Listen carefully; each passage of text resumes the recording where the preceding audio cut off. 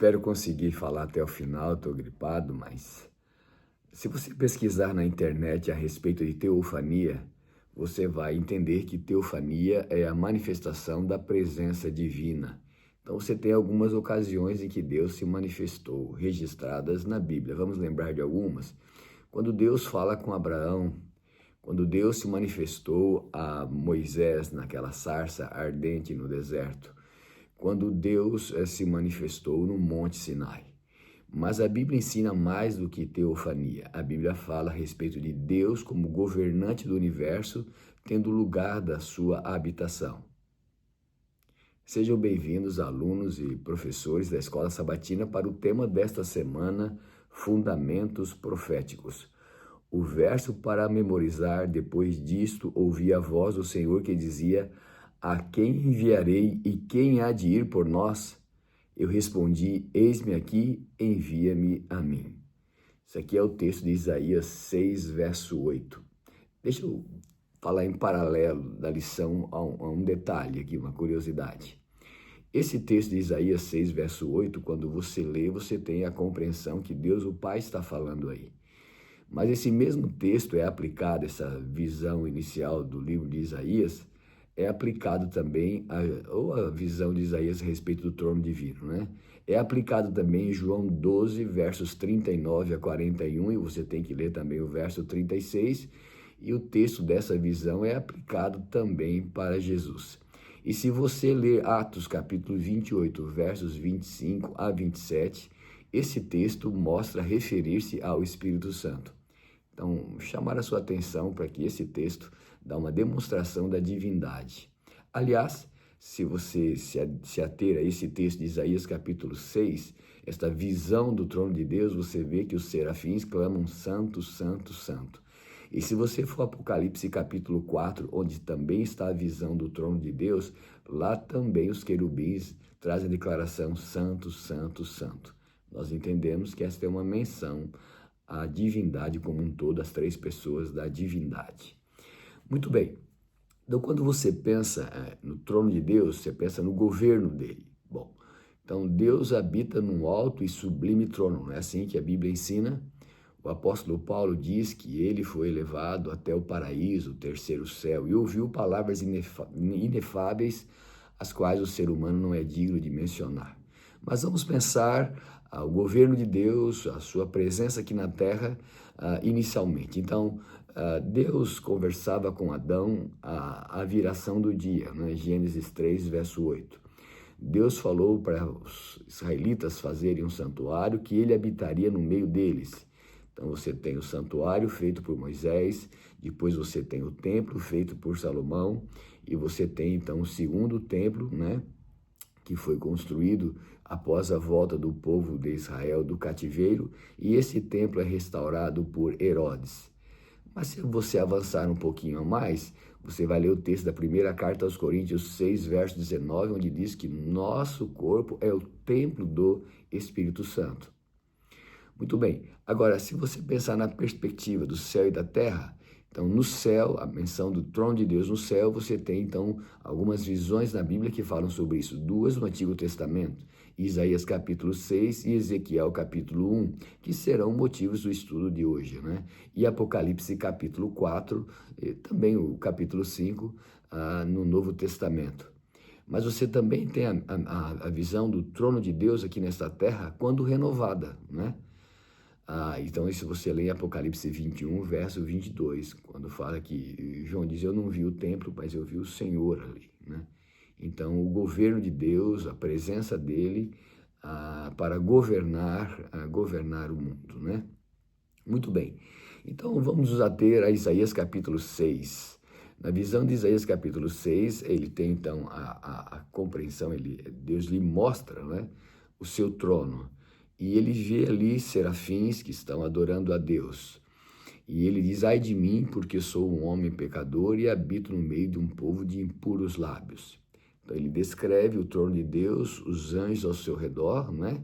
E ele sendo adorado.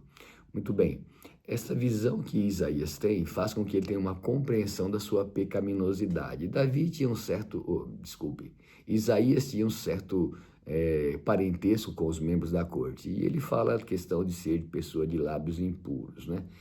É uma relação com a sua pecaminosidade, mas também tem que ver com o fato de que, estando ali na corte, né, eventualmente alguma crítica, alguma palavra desfavorável era dito em relação às demais pessoas, né? Talvez um pouco de ociosidade ali pudesse causar esse tipo de atitude.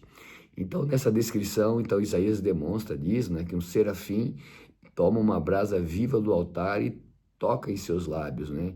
E diz que o seu pecado é perdoado, e aí vem a pergunta, quem há de ir por nós, né? E ele diz, veja a expressão, quem há de ir por nós, né? E aí ele diz, envia-me a mim. Então, esta é uma visão do trono de Deus. Na experiência de Jesus, sabe, nós temos que pensar que Jesus também é Deus, e na experiência de Jesus, quando Pedro participa daquela pesca maravilhosa, ele fala, aparta-te de mim que sou pecador. Isso está em São Lucas, capítulo 5, versos 8 a 11. Ou seja, todos aqueles que estão próximos de Deus acabam vendo esse contraste entre a santidade divina e a pecaminosidade humana.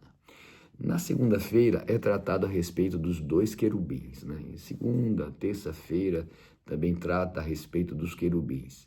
Então vamos pensar o seguinte sentido, que Deus colocou querubins após a transgressão de Adão e Eva para guardar o jardim, para que eles não entrassem, sendo pecadores, não entrassem no jardim e participassem do fruto da árvore da vida, não é? Então, vamos pensar um pouquinho nesse aspecto aí. A lição até destaca que, na expressão que aparece que Deus colocou querubins a leste do Éden, em Gênesis 3, verso 24, a palavra que aparece aí no hebraico para colocou é shakam, né? Tem o sentido, então, de tabernacular, de tabernáculo, né? E aí você tem a citação de Êxodo 25, verso 9, Números 3, verso 26. A palavra que aparece aí nesses dois textos é Mishkan, mas a palavra Shakam especificamente vai aparecer em Isaías 25, verso 8, né? Quando diz, me farão um santuário e habitarei no meio deles. Muito bem, agora, quando você pensa nessa Deus habitar entre os querubins, né?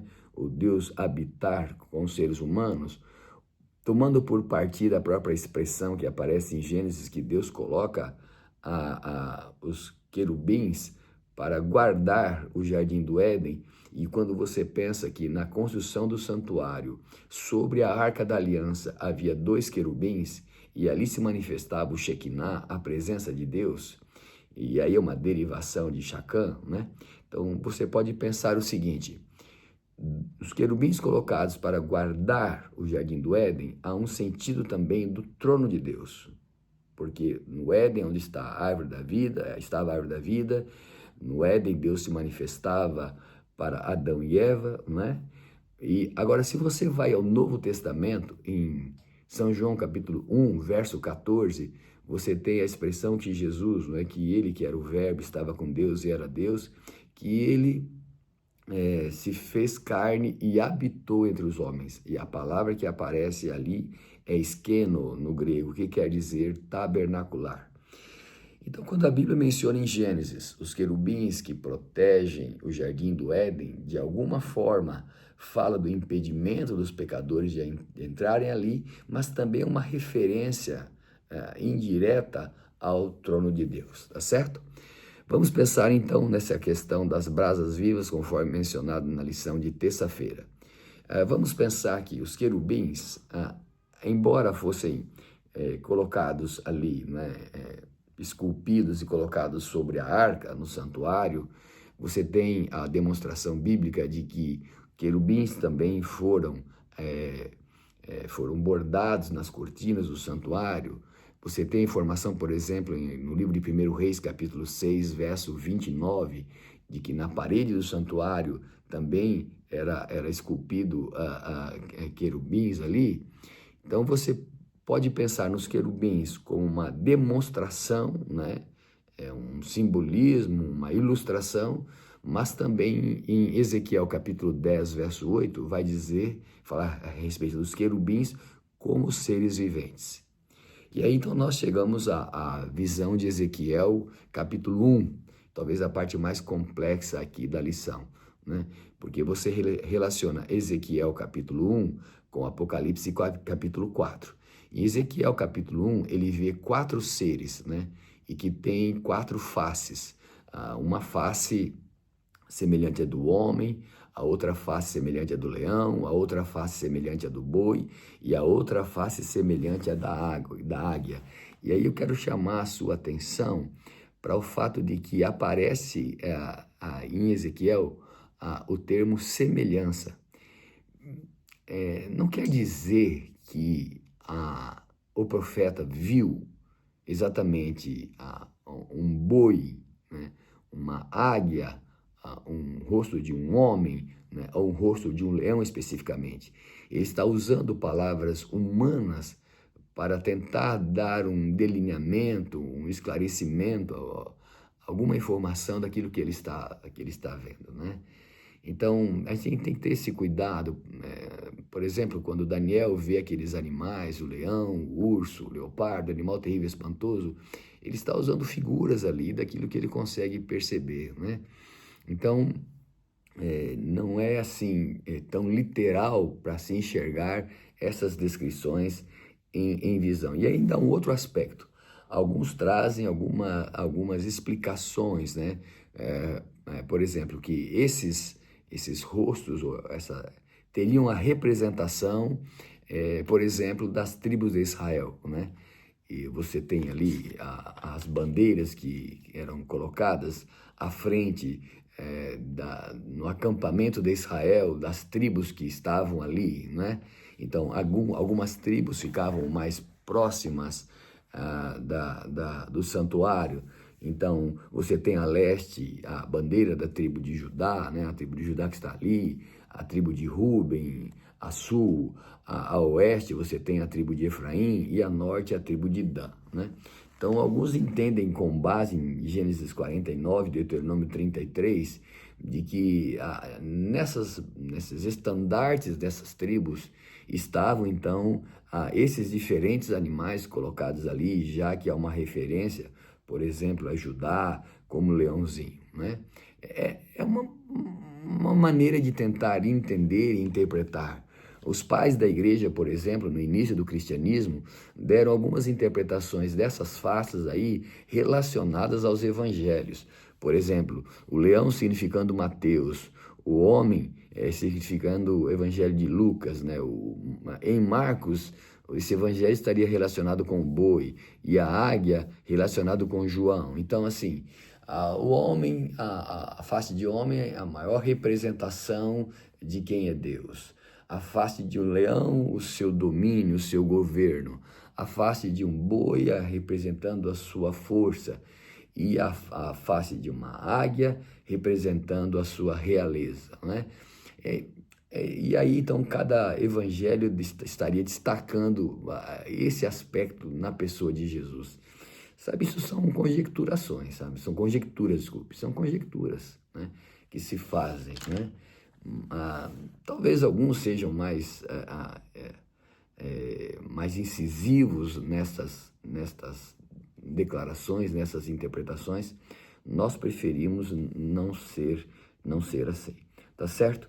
Muito bem, então você tem a visão de Ezequiel, né, dos 4 rostos, e quando você vai a Apocalipse, então você tem 4 seres e cada um com esse tipo de rosto mencionado aí.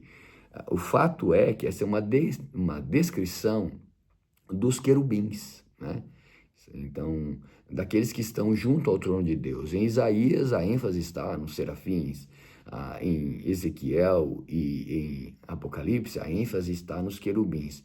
Mas por que Deus estava dando esta visão? Esse é o ponto, talvez, que nós deveríamos pensar. Por que Deus dá essa visão do seu trono para Ezequiel? Bom, o povo de Israel estava em cativeiro. Talvez estivesse perdendo suas esperanças. E Deus está mostrando para um povo que está em cativeiro que ele tem o governo de tudo. que por mais que eles pudessem estar vivendo situações difíceis, há um Deus, há um ser superior que comanda a história e que coordena a vitória do povo de Deus. Assim também é preciso entender que quando o profeta tem uma visão do trono de Deus, lhe dá segurança para dizer, assim diz o Senhor. Deus chamou Isaías para um ministério longo, profético, e ele iria enfrentar muitas adversidades. E vocês sabem que ao final Isaías é cerrado ao meio por ordem do rei Manassés.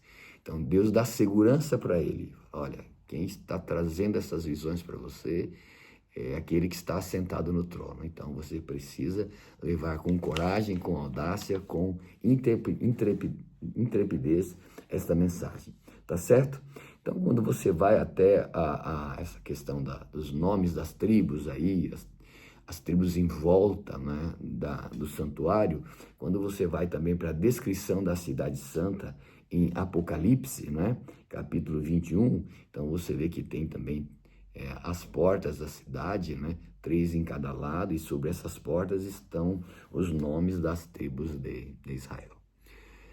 Muito bem, vamos pensar agora na lição de quinta-feira, a queda de Lúcifer, né?